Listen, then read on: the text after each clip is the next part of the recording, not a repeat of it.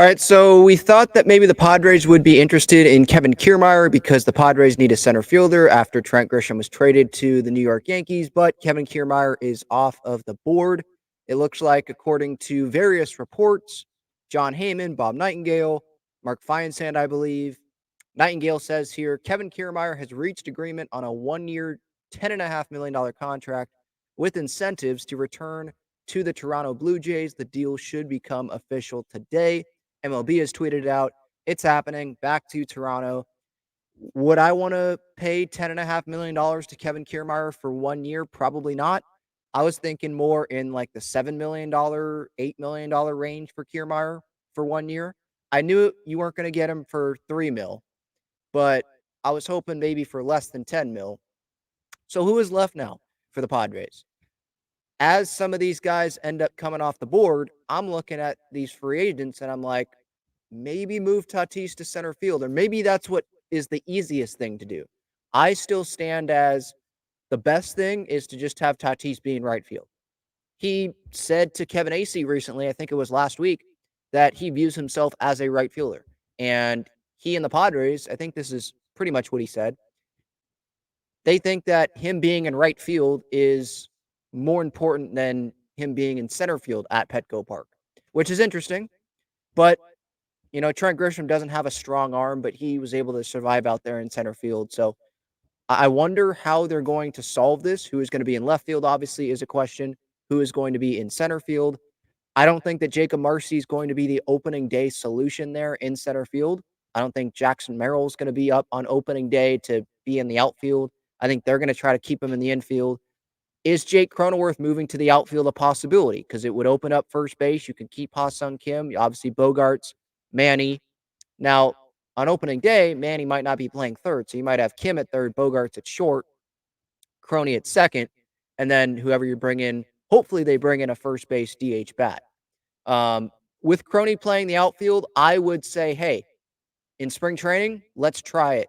Get an outfield glove, bring one into spring training in Peoria, and let's try it. Not long term or like every day playing left field or every day playing center field, but just versatility wise, it wouldn't hurt to have Croney be able to play other positions.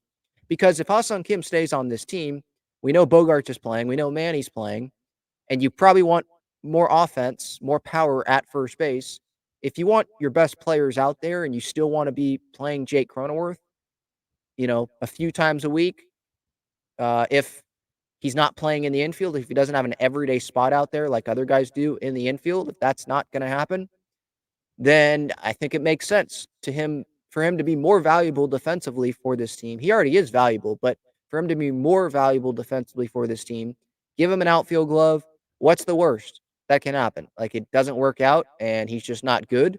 Okay, well, at least you tried it. So maybe we see him in the outfield, trying it. But as for center field right now, I mean, look at the free agent options that are out there.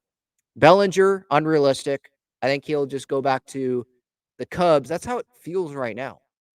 Because I don't think the Dodgers are going to be spending big anymore. I definitely don't see him going back there. The Yankees already got Soto. Blue Jays just got Kiermaier. Are they going to spend big on Cody Bellinger? I'm not so sure. Harrison Bader is out there. His market value is 15.2 mil. That seems like too much for a guy that's not even a lefty. Kiermaier at least was a lefty. Michael A. Taylor, I think the Twins really want Michael A. Taylor back because Byron Buxton, while they want him to play center field, you can't rely on him to play center field just health-wise. He just has not been able to play a full season there in center field in quite some time if he has ever in his big league career. He's so fun to watch, but he just can't stay healthy. Then there's Kevin Pillar, who I would be fine with the Padres signing, but that would be more like another Adam Engel deal where, yeah, probably want him to be the fourth outfielder, not starting. But if that's what happens, let's say the Padres go out and get a good hitting first baseman, or they go out and get one of the better remaining left fielders out there, right? And so they spend the money there. They spend the money on starting pitching. And so they have to go cheap in center. I wouldn't mind having Kevin Pillar there. The offense just better step up, right? Grish didn't do much offensively, right? But he was really good in the field. That's what Kevin Pillar can be for a team like the Padres. But then Manny needs to step up offensively. Bogarts, Cronenworth, Kim needs to keep doing well. Tatis, they've got to step up. Campy, these guys got to step up offensively because you can't be expecting anything out of Kevin Pillar. Same thing goes with Jackie Bradley Jr. I mean, he has fell off in the last few years playing with the Royals and with the Red Sox. I mean, he had a 188 on base percentage, only 43 games last year. So maybe that's not fair to judge him like that, but he's not going to give you much offensively. So there's guys like that. There's Aaron Hicks out there who is a lefty. I think he had a pretty good time with the Baltimore Orioles after the Yankees parting ways with him. But I mean, really, offensively, there's not a whole lot out there. For center fielders, it's pretty much Cody Bellinger. And then that's that. Because Harrison Bader, he can give you something offensively, but it's not going to be Cody Bellinger level. It's him and Michael A. Taylor could give you the same production, really. I mean, they're kind of around the same age. Bader's 29, Taylor's 32. Everyone else isn't going to really give you much offensively, I don't think. So the Padres, whoever they bring in, if it's not going to be Tatis playing center field and Tatis is going to be in right field, whoever that's going to be, they're going to be at the bottom of the order. Like, you should not be expecting much out of them offensively. So really, where are you going to get your offense? Probably from left field, probably from first base, that first base bat, hopefully that they get. They're going to need another bat beyond these couple of outfielders, at least in my opinion. So we'll see. I mean, if they move Tatis to center, they might find it easier to do it that way where we know he can cover ground. And then that opens up your options. Because Jurickson Profar, I don't think a lot of Padres fans want to see this guy playing every day. His jersey, by the way, still up in the team store, so you can go get that, I guess. I didn't check if it was discounted, but I was over there today, and Snell is up there, Profar is up there. Anyway, he's the utility guy. I'd love to have him back, but I don't want him starting in left field every day. I want more offense. There's David Peralta out there. There's Tommy Pham, Jock Peterson, AJ Pollock. And then after that, I mean, it's not a whole lot there for left field. When I go into Spot Track and put in left field, that's who shows up. And then in right field, there's Teoscar Hernandez, which I think Padres fans are interested in. Like, that's a pretty big bat. But let's remember, how much money do the Padres have to spend AAV-wise this offseason? They're already at a little less than $205 million, I believe, if you go on Spot Track. So how much room do they? I mean, Nightingale has said, I think, $20 to $25 million left to spend AAV-wise. So let's say if Teoscar's market value is 16.5 mil, that doesn't leave you a whole lot of room to go get a center fielder, go get hopefully a couple more arms. You could trade for arms. You could trade for a center fielder, could trade for a left fielder.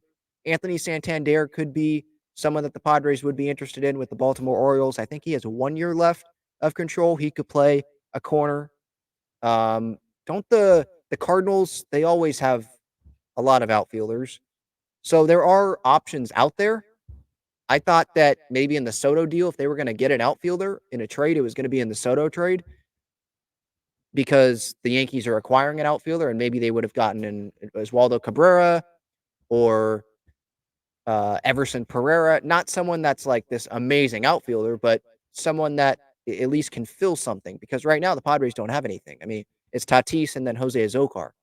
And look, we know that we don't want Jose Azocar playing every day either.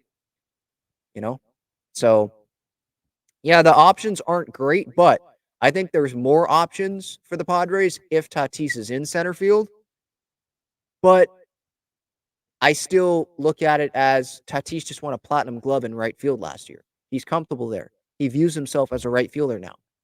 Like, let's leave him there and let's go get a cheap center fielder if that's what we have to do. Max Kepler is someone that can play center, I think, a little bit. I'm sure he could play left. He's going to cost $10 million for 2024.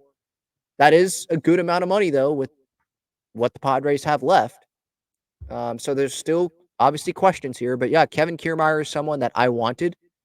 I believe I put him on my wish list for the Padres. I wanted Kiermaier, Kepler. I thought that would have been pretty good. Or Kepler, Pilar maybe and wait till Marcy's ready, or you just run with Pilar and hope that he can stay healthy defensively for you, because again, you can't expect much offensively. Or maybe there's someone that I'm not thinking about where AJ Preller's like, yeah, I want to trade for that guy to become our center fielder. Jazz Chisholm, I don't know how likely that is with the Miami Marlins. So yeah, I mean, we'll see.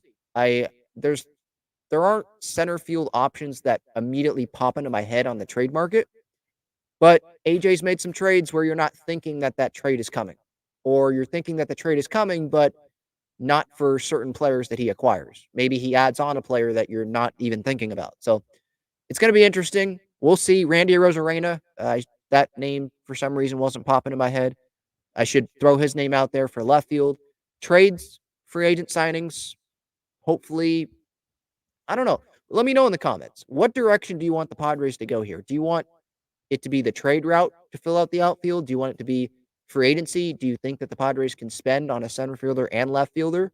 And then you trade for another bat, or you trade for starting pitching? What's the best way to go about this? Let me know your thoughts in the comments. But yeah, Kevin Kiermaier is off the board. He's going back to the Toronto Blue Jays after they, I guess, have probably made the decision that they're not going to go big on Cody Bellinger. And obviously, they did not land Shohei Ohtani. He was not on that flight. They did not land Yamamoto. So that's another team that is missing on some free agents, and another Padres target, possibly a Padres target, looks like going to Toronto. Teams that they missed out on Soto as well. So there's teams out there that are missing out on guys, and they might be taking some Padres targets. So AJ Preller, he already talked about January as that might be the time to strike, and hopefully there's going to be some good deals there. So it's December 26th today. So we might be waiting some more. AJ Preller is like, if that's the case, he has literally already told us his plan, waiting for the money to go down. But there's still a lot of free agents out there that aren't signing. So, things can change though in a matter of 24, 48 hours.